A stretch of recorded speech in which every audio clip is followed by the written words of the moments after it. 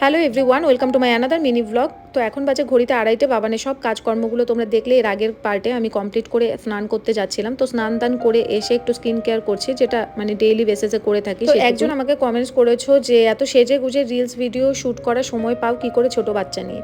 ছোট বাচ্চা নিয়ে রিলস ভিডিও শ্যুট করার সময় সত্যি বলতে পাই না। যেই সময়টাতে রেস্ট করার থাকে সেই সময়টাতেই আর কি শ্যুটগুলো করি আমি ন্যাচারালি। আর রোজের ব্লগ বলতে একদিন করে ব্লগ শ্যুট করি, আর সেই ব্লগগুলো মিনি ব্লগ হিসাবে দুদিনে আমি শেয়ার করে থাকি। মাঝখানে যেদিনকে গ্যাপ নেই সেদিনকে রিলস ভিডিওগুলো বানাই, তাও আবার বাবান ঘুমিয়ে থাকলে।